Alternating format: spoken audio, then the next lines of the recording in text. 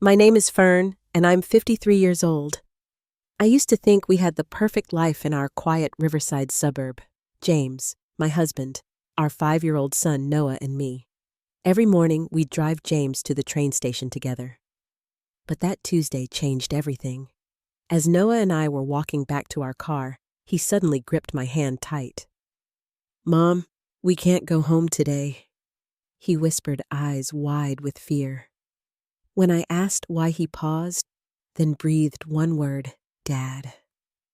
Let me know where you're watching from and hit that subscribe button as I share how my son's intuition saved us both. Sometimes children's instincts can save our lives. We lived what I thought was the perfect suburban life in Riverside, Connecticut.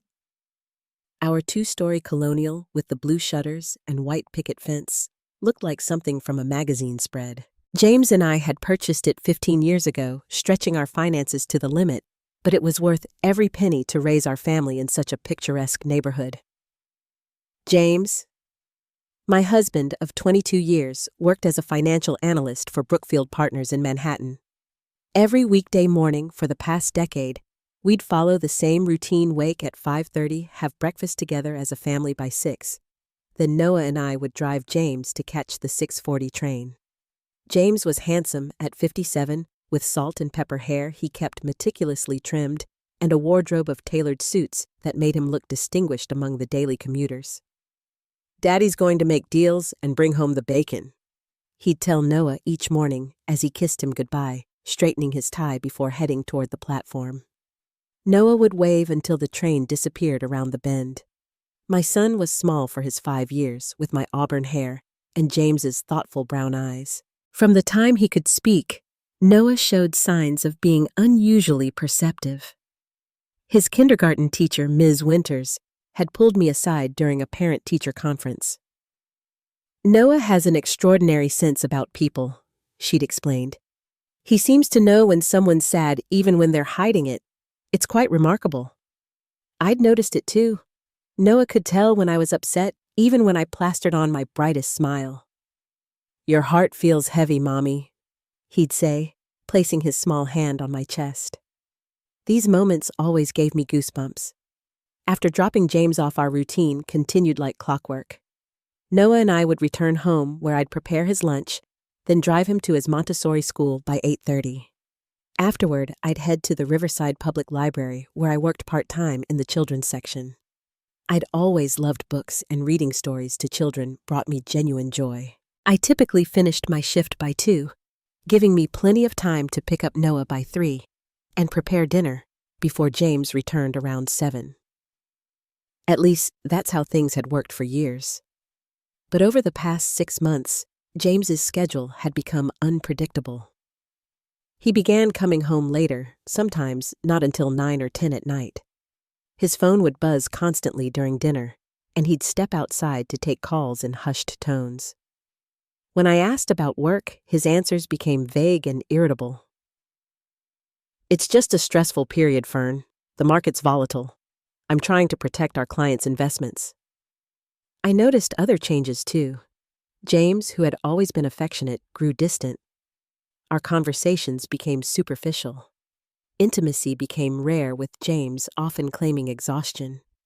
He'd fall asleep with his back to me, his breathing never quite settling into the familiar rhythm I knew meant he was truly asleep. One night, I woke at 2 a.m. to find his side of the bed empty. I tiptoed downstairs and found him in his home office, quickly closing his laptop as I entered. "Just catching up on some work," he explained, but his eyes wouldn't meet mine. Noah seemed to sense the tension. He began having nightmares and asking unusual questions. "Does Daddy still love us?" he asked one afternoon while we baked cookies. "Of course he does, sweetheart. Why would you ask that?" "His heart feels different now," Noah said, focusing intently on cutting out star shapes from the dough. I dismissed my concerns, attributing James's behavior to workplace stress. His company had gone through layoffs the previous year, though James had been spared. Perhaps he was working harder to prove his value. Maybe there was a promotion on the line. I told myself these things, ignoring the growing knot of unease in my stomach. The evening before everything changed, James announced he wouldn't be going into the office the next day. "I'll be working from home tomorrow," he said during dinner, checking his watch repeatedly. "That's wonderful," I replied, genuinely pleased. "Noah will be happy to have you around. Won't you, sweetheart?" Noah pushed his peas around his plate, not looking up. "Will you take me to the park, Daddy?" James seemed distracted. "We'll see, buddy. I'll have important calls." After Noah's bedtime, James spent an hour in the basement. When I asked what he was doing, he mentioned organizing old financial records. That night, he received 3 phone calls stepping outside each time to talk. When he returned to bed, I pretended to be asleep, my mind racing with questions I was afraid to ask. "It's nothing," I whispered to myself in the darkness. "Everything is fine." But as I finally drifted off, I couldn't ignore the heaviness in my chest, the feeling that something fundamental in my life was about to change. The next morning, I woke to the sound of James's shower running at 5:15, earlier than usual. Pulling on my robe, I found him fully dressed in his charcoal gray suit, the one he typically reserved for important client meetings. "I thought you were working from home today," I said, leaning against the bathroom doorframe as he knotted his burgundy tie. James barely glanced at me in the mirror. "Change of plans? Patterson wants the whole team in the office for an emergency strategy session." "Oh," I replied, not missing the way his fingers fumbled slightly with his tie. In 22 years of marriage, I'd seen James prepare for countless workdays, and his movements were always precise, confident. This morning, there was a nervous energy about him I couldn't quite place. "Will you be home for dinner?" I asked, trying to keep my voice casual. "Don't count on it," he answered, brushing past me to grab his leather briefcase from the closet. "Could be another late one."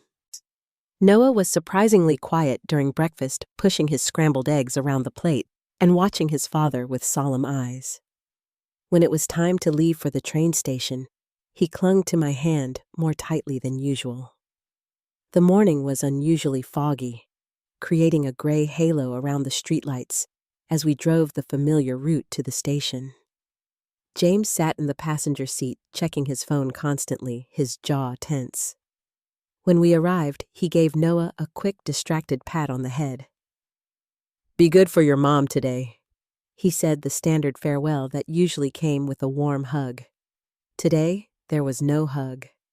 As James walked toward the platform, Noah pressed his face against the car window, watching intently until his father disappeared into the crowd of commuters.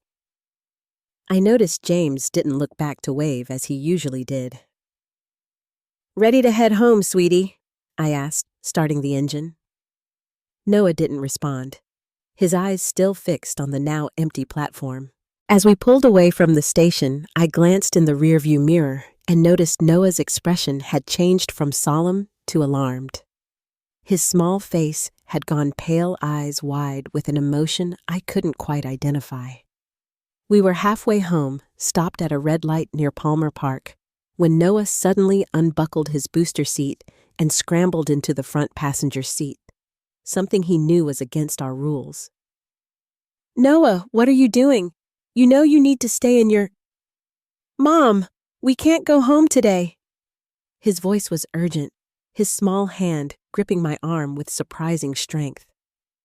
I turned to look at him, ready to remind him about car safety rules, but the expression on his face stopped me cold. His eyes were wide with genuine fear, his lower lip trembling. "Sweetheart, what's wrong?" "Of course we're going home. I need to get your lunch ready for school." "No." The force of his response startled me. "We can't go home. Please, Mommy." The light turned green, and the car behind us honked impatiently. I pulled into the parking lot of the small shopping center on the corner, putting the car in park so I could give Noah my full attention. "Noah, tell me what's going on. Why don't you want to go home?" He looked down at his hands, then back up at me, his eyes filling with tears. "I had a bad dream last night. There were strangers in our house and they were doing bad things." "It was just a nightmare, sweetheart," I assured him, though something about his intensity made my skin prickle. "There's no one in our house." "There will be," he insisted. "And—" He hesitated, lowering his voice to a whisper. "Dad knows them." A chill ran through me despite the warm spring morning. "What do you mean, Dad knows them?" "In my dream, Dad was helping them. They had big black bags and they were putting things in our basement." His voice trembled. "Dad was scared, Mommy, and mad." I thought about James's strange behavior that morning, the sudden change in plans, the nervous energy. The basement he'd spent time in the night before, the secretive phone calls. "It was just a dream," I repeated, but with less conviction. Noah shook his head firmly. "It wasn't just a dream, Mommy, like when I knew Grandma was sick before she called. Remember?" I did remember. 3 months earlier, Noah had woken up crying, insisting we needed to call my mother because her chest hurt. When I'd called more to ease Noah's mind than anything else, I'd discovered Mom had experienced chest pains in the night but hadn't wanted to worry us. The doctor later confirmed a minor heart attack. Looking into my son's earnest eyes now, I felt the first real flutter of fear. What if he was right? "What do you think we should do, Noah?" I asked, taking his concerns seriously for the first time. "We need to watch our house, but not go inside," he said with the simple certainty of a child. "Like spies in the movies." Under normal circumstances, I would have gently redirected this kind of fantasy. But something, mother's intuition perhaps, or simply the accumulated weight of all the small inconsistencies in James's behavior, made me nod slowly. "Okay, Noah, we'll be spies today. But first, I need to call your school to say you won't be coming in." After making the call, claiming Noah had woken with a stomachache, I drove to Riverside Coffee Shop, which had a perfect view of our street from its patio. As we settled at an outdoor table with hot chocolate for Noah and a large coffee for me, I wondered if I had lost my mind letting a 5-year-old's nightmare dictate our day. Then I saw James's car turn onto our street when he should have been on a train to Manhattan. And I watched as a black SUV I didn't recognize pulled up behind him. My hands began to shake so badly I had to set down my coffee cup. "Noah?" I whispered. "How did you know?" He looked up from his hot chocolate whipped cream dotting his upper lip. "I just knew, Mommy. Sometimes I just know things." I fumbled for my phone, intending to call James and demand an explanation. But as I watched 2 men exit the SUV and follow my husband into our home, using a key not waiting for him to let them in, something told me that calling him would be a terrible mistake. Instead, I pulled Noah closer to me and continued our surveillance, my heart pounding with a growing sense of dread. From our vantage point at the coffee shop, I had a clear view of our driveway and the front of our house. The black SUV remained parked behind James's silver Audi. Both vehicles looked out of place in our normally quiet cul-de-sac, where most driveways were empty during weekday hours. I fumbled in my purse for my phone, hands shaking as I tried to make sense of what I was seeing. James should have been on the 7:15 express train to Grand Central Station. Instead, he was in our house with 2 strangers who had their own key to our front door.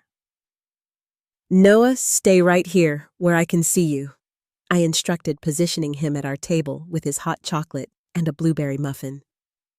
"Mommy needs to make a quick call." I stepped just far enough away to speak privately while keeping Noah in my sight. My first instinct was to call our neighbor, Susan Wilson. At 68, Susan was a retired high school principal who'd lived next door for over a decade. She was observant, level-headed, and had become something of a surrogate mother to me after my own mother moved to Arizona for her health. "Susan, it's Fern," I said when she answered, trying to keep my voice steady. "Fern, shouldn't you be at the library today?" Her voice was cheerful, unaware of the turmoil I was experiencing. "Susan, I need to ask you something, and it might sound strange." I took a deep breath. "Have you noticed any unusual visitors at our house recently? Maybe when Noah and I weren't home?" There was a pause on the line long enough to make my heart sink. "Well," Susan finally said, her voice lower. Now that you mention it, there have been a couple of men in a dark SUV.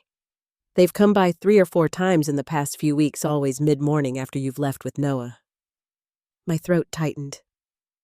Did you ever see them with James? Another pause. Once, yes. I assumed they were colleagues from his firm. Fern, what's going on? You sound worried. I explained the situation as briefly as I could. Noah's warning, our current surveillance, and James's unexpected return home. Where are you now? Susan asked, her principal's voice taking over. Riverside Coffee, watching the house. Stay there, she instructed. I'll walk past your place with Rusty and see what I can observe. 15 minutes later, Susan called back. I just walked the dog past your house, she reported. The blinds are all drawn, but I heard male voices from inside. They sounded intense, not like a casual business meeting. Did you see anything else? One thing, Susan said hesitantly. Through the gap in the living room curtains, I could see them moving what looked like large black duffel bags toward your basement door. Black bags, just like in Noah's dream.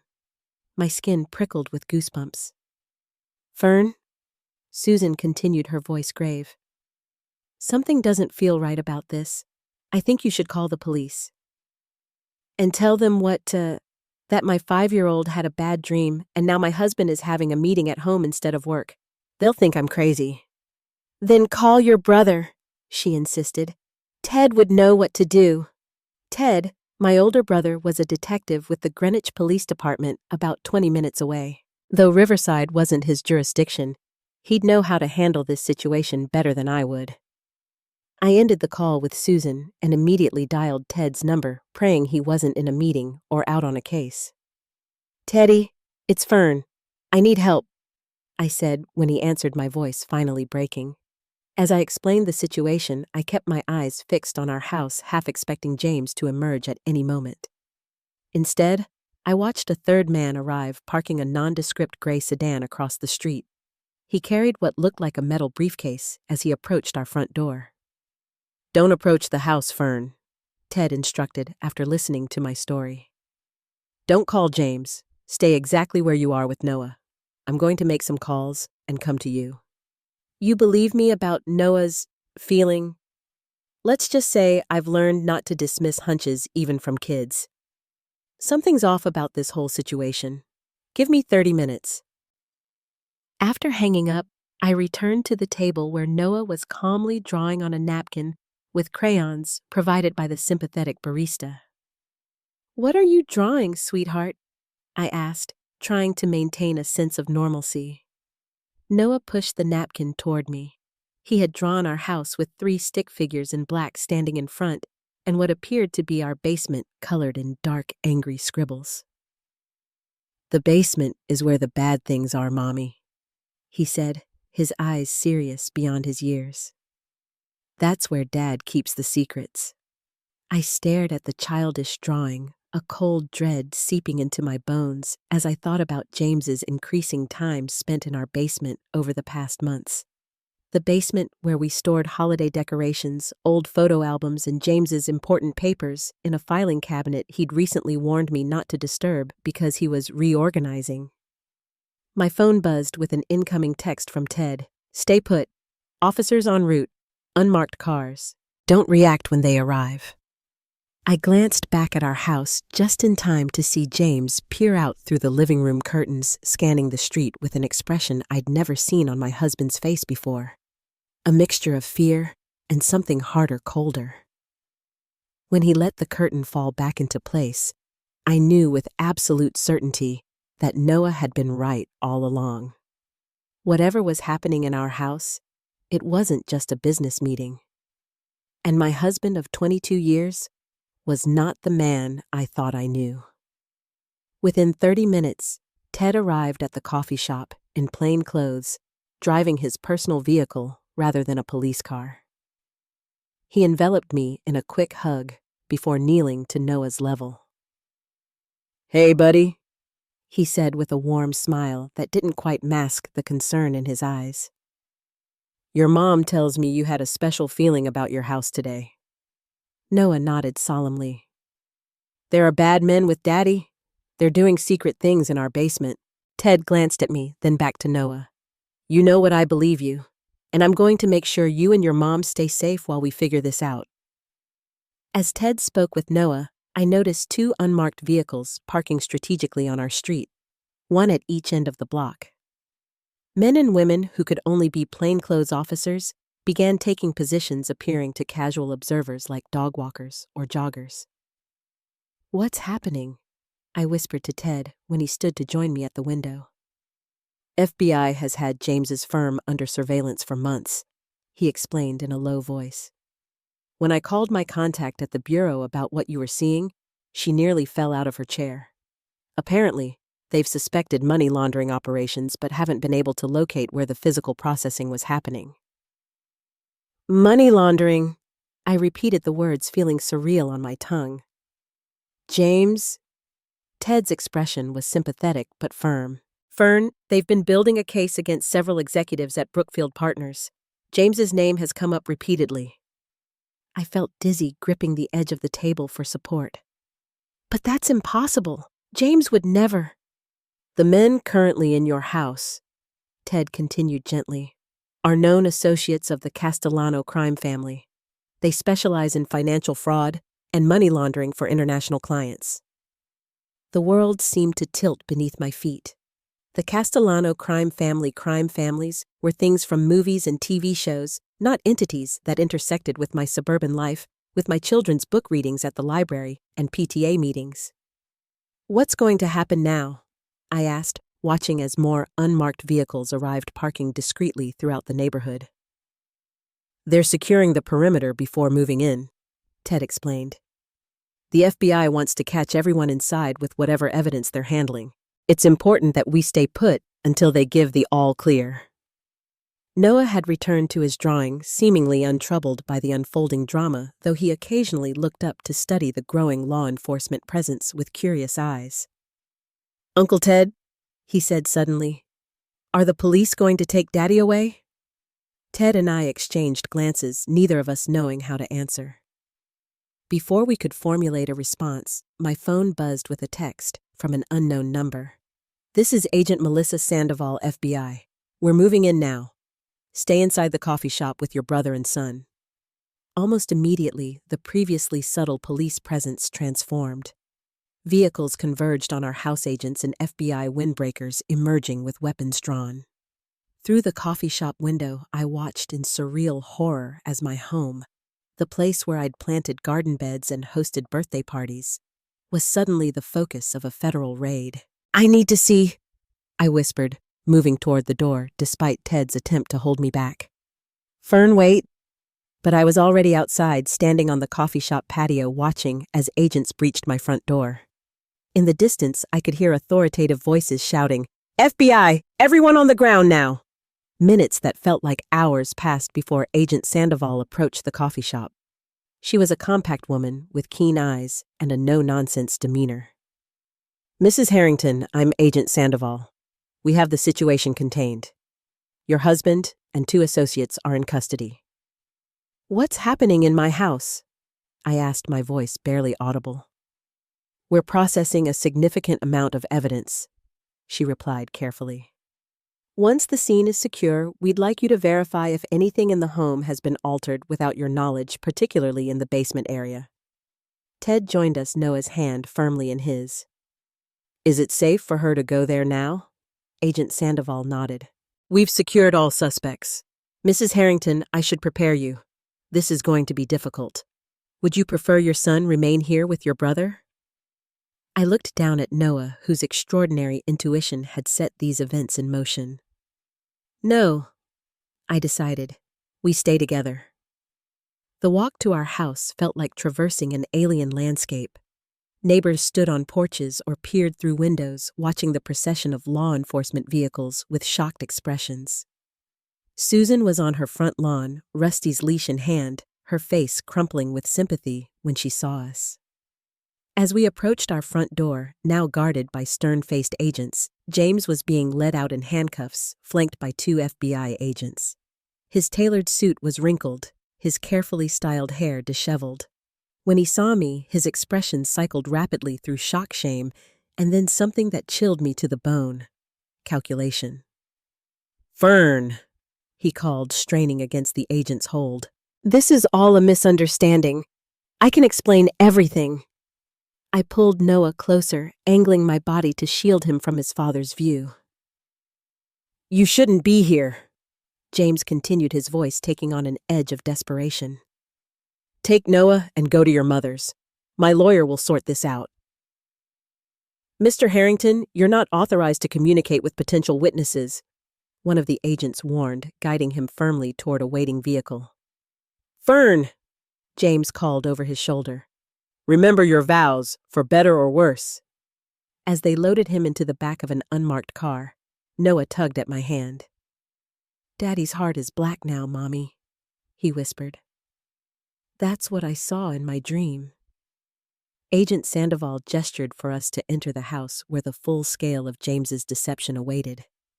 The home I had lovingly maintained for 15 years now felt like a stranger's space, invaded not just by FBI agents, but by the weight of lies and betrayal. The living room showed signs of a rushed search, couch cushions askew, books pulled from shelves.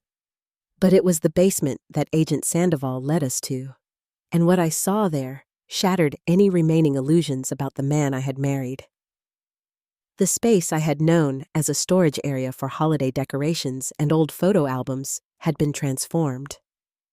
A section of wall behind James's filing cabinet had been removed, revealing a hidden room equipped with counting machines, computers, and what appeared to be equipment for creating fake identification documents. Stacks of cash in various currencies were being photographed and cataloged by evidence technicians alongside multiple passports and credit cards bearing unfamiliar names. "We estimate there's over $2 million in cash," Agent Sandoval explained quietly. "And evidence of perhaps $50 million more processed through this operation over the past 3 years.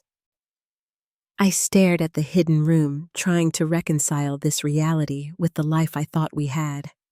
The mortgage we struggled to pay, the vacations we couldn't afford, the college fund for Noah that James claimed we were steadily building. Did he... My voice faltered. Did he do all this for money? We weren't in financial trouble. Agent Sandoval's expression was compassionate but professional. "Mrs. Harrington, preliminary evidence suggests your husband was laid off from Brookfield Partners 18 months ago. He appears to have been operating this money laundering facility under the guise of still being employed there." The room seemed to spin around me. 18 months? But he went to work every day. The commuter train? "We believe he maintained the appearance of his normal routine while actually overseeing this operation. The morning train commute provided an alibi and kept you from becoming suspicious." Noah tugged at my hand again, his small face solemn. "That's why I didn't want to go home, Mommy. I knew the bad things were here." As the full reality of our situation crashed over me, I sank onto the basement steps, pulling Noah into my arms. The life I thought I had, our perfect suburban existence, had been a carefully constructed facade. And now, like a house of cards, it was collapsing around us. "What happens now?" I asked, looking up at Agent Sandoval and Ted. "Now," Agent Sandoval said gently, "we need to talk about your options and how you and Noah can stay safe while this investigation continues." As I held my son close, I realized that this morning's decision to trust his intuition hadn't just disrupted our daily routine. It had irrevocably altered the course of our lives. The next 72 hours passed in a blur of FBI interviews, lawyer consultations, and sleepless nights on Susan's guest room pull-out couch. Noah and I were unable to return to our home, which remained an active crime scene, as federal agents meticulously documented James's operation. My first face-to-face meeting with James occurred at the Federal Detention Center 3 days after his arrest. I went alone, leaving Noah with Susan and Ted, uncertain what I would say to the stranger who had shared my bed for over 2 decades. The visitation room was stark and institutional, nothing like the warm, wood-paneled spaces where James had once entertained clients. He shuffled in wearing an orange jumpsuit that hung loosely on his frame hands cuffed in front of him, looking suddenly older and diminished. "Fern," he said as he sat across from me, separated by a scratched plexiglass divider. "Thank God you came. We need to get our story straight. Not how's Noah, not are you okay, but we need to get our story straight." The final confirmation, if I needed one, that the man before me was not the person I thought I had married. "There's nothing to straighten out, James," I replied, my voice steadier than I expected. "I've told the FBI everything I know, which apparently isn't much about my own husband." His expression darkened. "You don't understand what's at stake here. If you cooperate with me, back up my version of events, I might get a reduced sentence." "Your version? Which version is that, James? The one where you've been unemployed for 18 months without telling me? The one where you turned our home into a criminal enterprise? The one where you've been lying to me every single day?" "I did it for us," he insisted, leaning forward. "Brookfield cut my position after 15 years of loyalty. No severance, no warning. The mortgage was underwater. Your mother's medical bills were piling up. What was I supposed to do? Tell me the truth," I exclaimed, earning a warning look from the guard. Lowering my voice, I continued, "We could have faced it together, sold the house, moved somewhere smaller, found new jobs." James scoffed. "And live like failures, watch our son grow up without opportunities. I found a solution." "A solution?" I echoed in disbelief. "You call this a solution? You're facing federal charges. They're talking about asset seizure, James. Our home, our savings, everything could be gone. It wouldn't have happened if you and Noah had just come home like normal." He snapped, a flash of anger replacing his placating tone. "We were wrapping things up. One more week, and all evidence would have been cleared out." I stared at him, truly seeing him, perhaps, for the first time. How did Noah know? That's what I keep asking myself. How did our 5-year-old son know there was something wrong at home today of all days? James shifted uncomfortably. "The kid's always been weird with his feelings and knowing things. Must have overheard something." "No," I said, certainty filling me. He didn't overhear anything. He sensed it, just like he sensed when Mom was having heart problems before she called. "He knew something was wrong with you with our home." I paused, studying the face I once thought I knew so well. "He said your heart was black now." James flinched as if I'd struck him. "This interview is over," he said, rising abruptly and signaling to the guard. "Call my lawyer if you want to talk again. And tell Noah." He hesitated, something like genuine emotion finally crossing his features. "Tell Noah I'm sorry he got caught up in this. Not sorry for doing it. Sorry he got caught." As I watched the guards lead him away, I realized with perfect clarity that the man I had loved was gone, if he had ever truly existed at all. Outside the detention center, Ted was waiting for me, leaning against his car, with the patient, steady presence that had anchored me since childhood. "How did it go?" he asked, opening the passenger door for me. "He blamed me and Noah for not following our routine," I said, buckling my seatbelt mechanically. "If we had just come home as usual, they would have finished their business and cleared out the evidence." Ted's jaw tightened as he started the engine. "Classic narcissist. Can't take responsibility even when caught red-handed." We drove in silence for several minutes before Ted spoke again. "Fern Agent Sandoval called. They've finished processing your house, but there's a problem." "What now?" I asked tiredly. "The house is technically part of the investigation, and given the scale of the operation, it's likely to be seized as an asset derived from criminal activity." I stared out the window at the passing Connecticut landscape, the manicured lawns and colonial homes that had once represented everything I thought I wanted. So we've lost our home too. There's more, Ted continued gently. The FBI found evidence that James remortgaged the house twice without your knowledge using forged signatures. He took out nearly $800,000 in equity loans. The hits kept coming, each one revealing another layer of betrayal. But my name is on the deed. How could he? Identity fraud, Fern. He had all your personal information. Birth certificate, social security number, everything needed to impersonate you. I pressed my hands against my eyes, fighting back tears of anger and humiliation.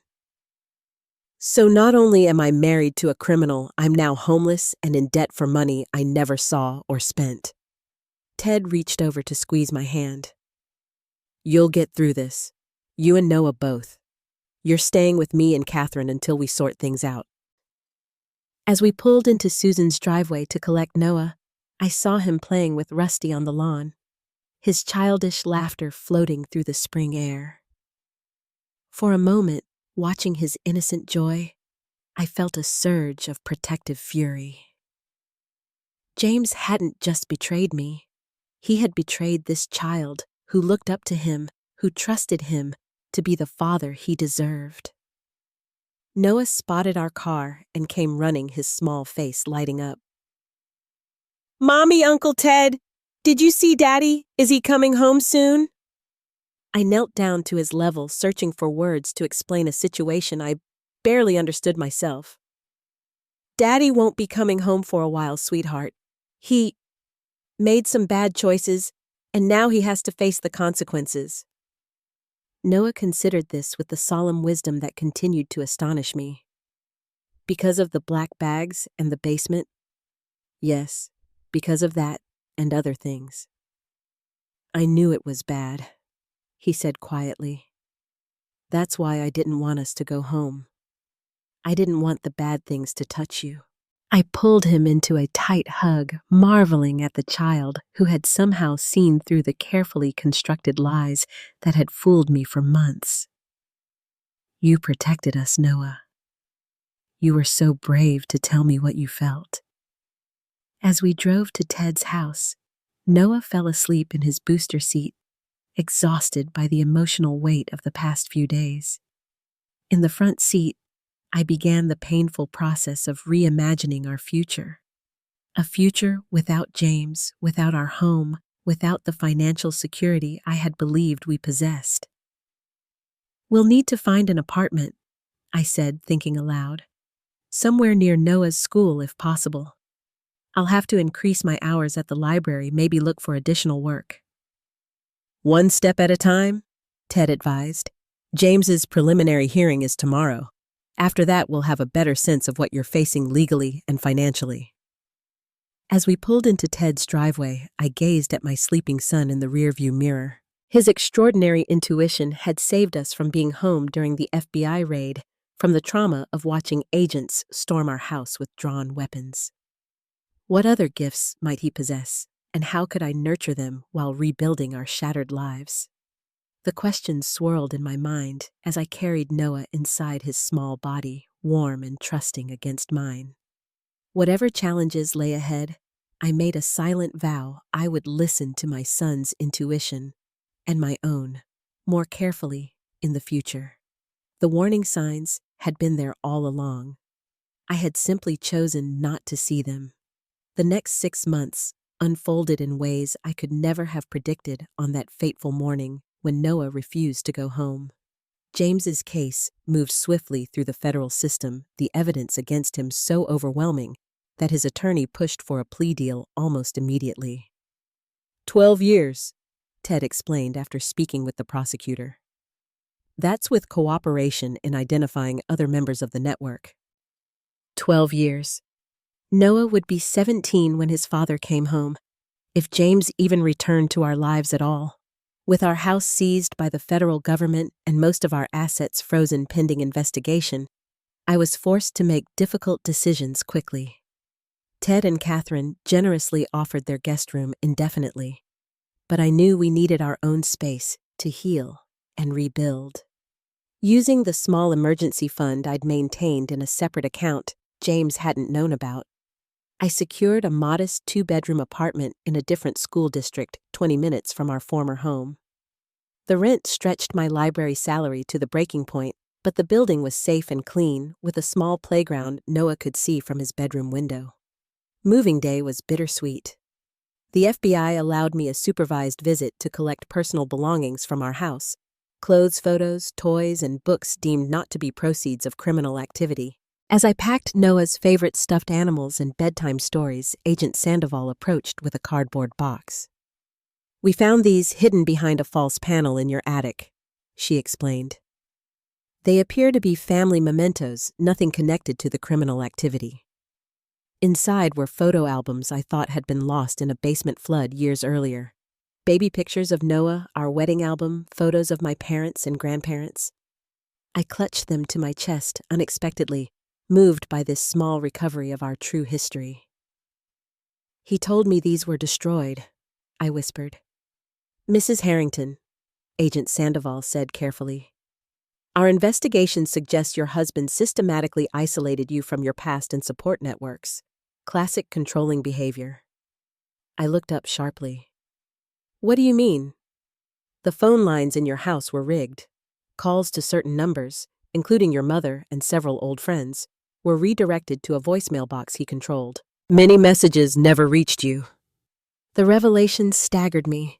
For years, I'd wondered why college friends stopped calling, why my mother's calls seemed suspiciously timed to when I was out of the house. James had been editing my life, curating my relationships to maintain control. "Why?"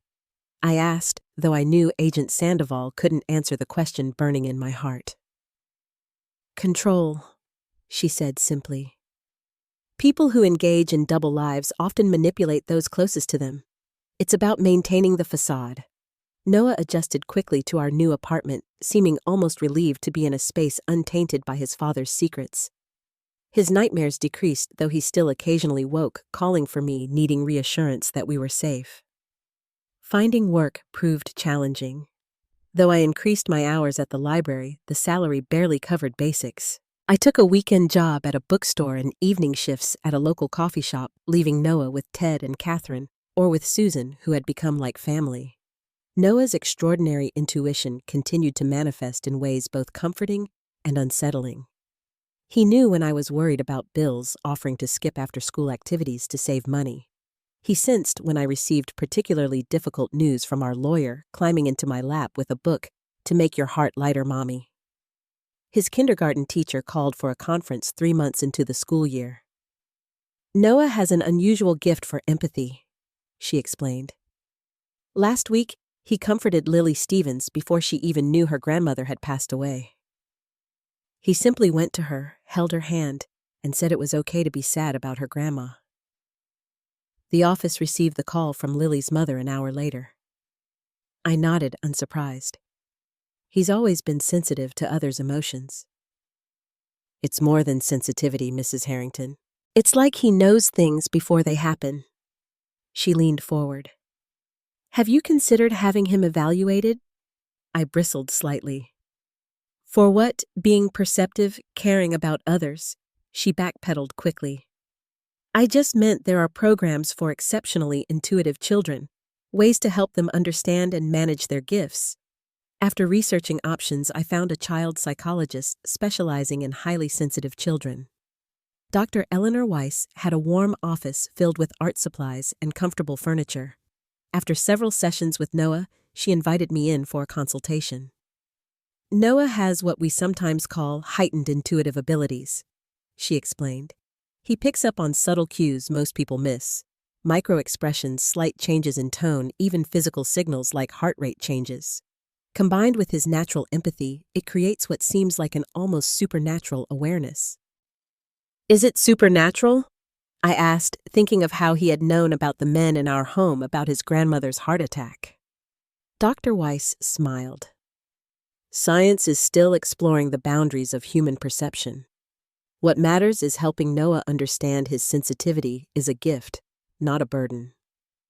Through weekly sessions, Noah learned techniques to manage the emotional overload that sometimes came with his sensitivity. Meanwhile, I began writing about our experience. First in a private journal, then in a blog called Intuitive Hearts that chronicled our journey of recovery and Noah's unique abilities. To my surprise, the blog gained followers. Other parents of highly intuitive children, people rebuilding after betrayal readers fascinated by Noah's gift. A literary agent contacted me 6 months after I started writing, interested in developing my story into a book. The advance from the book deal allowed us to move to a slightly larger apartment with a small yard. Equally valuable were the connections I made through writing.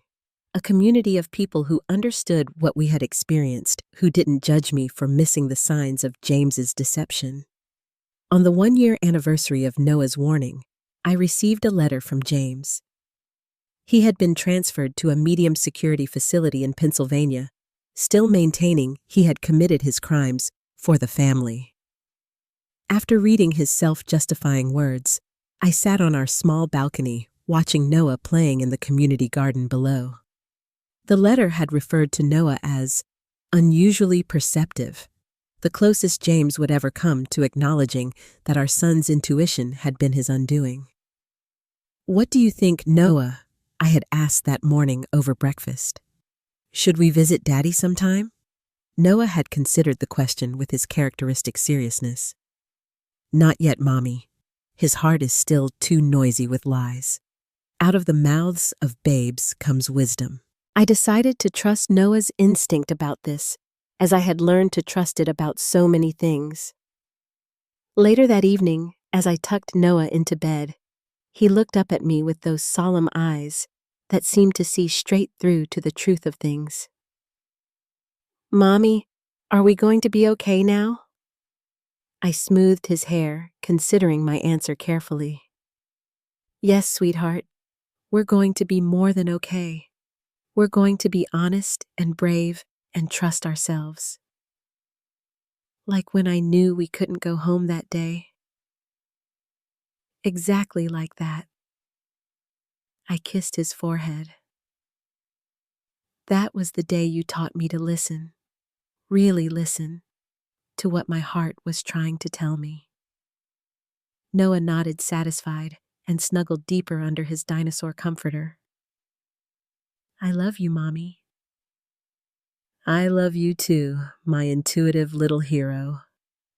As I turned off his light, leaving the door ajar, just the way he liked it, I realized how much my perspective had shifted in a year. What had begun as the most traumatic day of my life had ultimately set us free from a web of lies and manipulation. Noah's extraordinary intuition hadn't just saved us from being present during a federal raid, it had saved us from living a counterfeit life. In losing everything I thought I wanted, I had gained something far more valuable, the truth and the chance to build a life grounded in it. 2 years after the day Noah refused to go home, our lives had transformed in ways I could never have imagined. My book, When Children Know a Mother's Story of Intuition and Truth, had become an unexpected bestseller, bringing speaking engagements at parenting conferences and psychology symposiums across the country. Our new life settled into a rhythm that felt authentic in ways our previous existence never had. We moved from the apartment into a modest craftsman bungalow with a fenced backyard, where Noah could play freely. The house was nothing like our seized colonial in Riverside, but it was truly ours, purchased with my book advance and free from the shadows of deception. Noah, now 7, had blossomed once freed from the underlying tension that had permeated our former home. His academic performance was stellar, but more importantly, his unique gifts were being nurtured rather than dismissed as oddities. Dr. Weiss had connected us with a small network of families with similarly intuitive children, and monthly gatherings gave Noah peers who understood his experiences. His ability to sense emotions and sometimes predict events had not diminished. If anything, it had become more refined as he learned to trust and interpret his impressions. The most remarkable incident occurred during a field trip to Hartford's Bushnell Park, when Noah suddenly broke from his school group and ran toward the carousel. "There's a little girl lost," he told his startled teacher. "She's scared and hiding." Sure enough, a frantic mother was searching for her 3-year-old, who had wandered off and hidden inside the carousel's mechanical room. Noah led the adults directly to her, explaining simply, "I could feel her being afraid." The incident made local news, bringing fresh attention to my book and to the reality of intuitive abilities in children. Researchers from Yale expressed interest in studying Noah, though I declined most requests protective of his privacy and determined that he should have as normal a childhood as possible. James remained in federal prison serving his 12-year sentence. After much soul-searching and consultation with Dr. Weiss, I had begun taking Noah for monthly visits 6 months earlier. These carefully structured interactions were challenging for all involved. Noah with his ability to sense his father's true emotions, James with his discomfort at being perceived so clearly, and me navigating the complex feelings that arose from these reunions. "He's teaching Noah about consequences," I explained to Ted during one of our weekly family dinners. "Not intentionally, perhaps, but Noah sees firsthand what happens when someone chooses deception over honesty." "Are you worried about the influence?" Ted asked, always the protective brother. I shook my head. Noah sees through facades better than anyone I've ever known. If anything, these visits strengthen his commitment to truth. My personal life had begun to expand beyond the tight circle of family and close friends that had sustained us through the crisis. Mark Holloway, a widowed high school English teacher whose daughter attended Noah's school, had gradually become a fixture in our lives. What began as shared supervision duties during school events evolved into coffee outings, then dinner dates, when Noah stayed with Ted's family. Mark understood trauma and rebuilding. His wife had died of cancer 3 years earlier, leaving him to raise their daughter Zoe alone. He approached our relationship with patience and transparency, never pushing for more than I was ready to give. "I like Mr. Mark," Noah announced after the man had come over to help us assemble a new bookshelf. "His heart is quiet and true." Coming from Noah, this was the highest endorsement possible. I found myself opening to the possibility of trust again, though carefully, and with eyes wide open. My professional transformation continued as well. The library had granted me a leave of absence to pursue writing and speaking full-time, a career shift that allowed me greater flexibility for Noah's needs and better financial stability than I'd ever known. The most profound change, however, was internal. I had learned to trust myself again. My perceptions, my intuitions, the quiet voice that had tried to warn me about James's deceptions, but that I had systematically silenced in the name of maintaining our perfect facade. One autumn afternoon, Noah and I sat on our porch swing, enjoying the brilliant fall colors and crisp air. He had been unusually contemplative all day, drawing intricate patterns in his sketchbook, rather than playing with neighborhood friends. "What are you thinking about so seriously?" I asked, running my hand through his auburn hair. "I was remembering that day," he said, looking up at me with his solemn eyes, "when we didn't go home." "The day everything changed," I acknowledged. He nodded. "I was scared to tell you about my feeling. I thought you might not believe me." "But I did believe you," I reminded him, pulling him closer. "You listened," he corrected. "Not everyone listens to kids. You did." The simple observation brought tears to my eyes. In that moment of crisis, I had made the right choice, to trust my child's perception over convention, to acknowledge there might be truth in what others would dismiss as childish fantasy. "I'll always listen to you, Noah," I promised, "and I hope you'll always tell me what you feel, even when it's hard." "I will," he said, with the certainty of a child who knows he is valued. "And you know what, Mom, I knew back then? That we would be okay, just like I know now that we are okay." As the autumn light gilded the changing leaves, I marveled at the journey that had brought us to this moment of peace. From the suburban facade of perfection to the authentic, modest life we now lived. From a marriage built on deception to the honest relationships that now sustained us. From dismissing intuition to embracing it as a precious gift. Have you ever had a moment when your intuition, or your child's intuition, saved you from danger? I'd love to hear your stories in the comments below. If this story resonated with you, please hit the like button and subscribe to hear more stories of resilience and intuition. Share this video with someone who might need encouragement to trust their inner voice. Thank you for joining me on this journey, and remember, sometimes the most powerful wisdom comes from the smallest voices in our lives.